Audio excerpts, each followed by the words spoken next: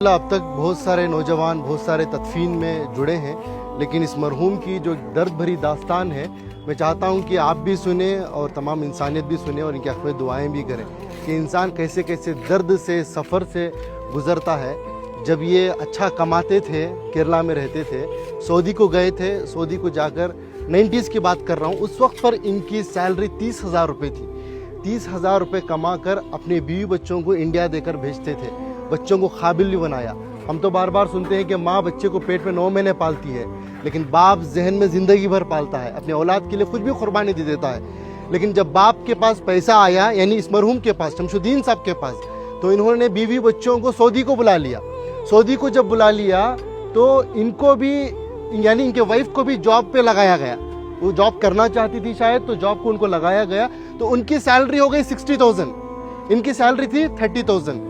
फिर कुछ ही दिन गुजरे, उनके पास कुछ पैसा आया, उनकी बीवी के पास, इनको अपनी ज़िंदगी से दूर कर दिया।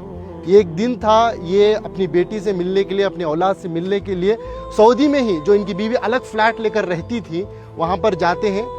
बाप अपनी बेटी की मोहब्बत में एंट्री लेता है, जाता है, बेटी दरवाज़ा खोलती है, बेटी बाप को देखती है, जैसे ही बाप को देखती है एकदम से दरवाजे को मूछ देती है।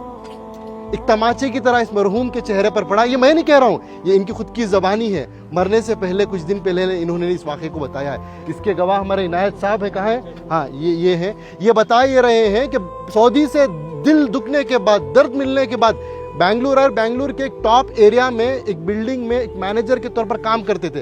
ये खुद उसके गवाह हैं कि एक मिलिट्री की तरह सिस्टम था इनका, उसूल आदाब के पक्के थे, बिना आयरन के कपड़ा नहीं पहनते थे।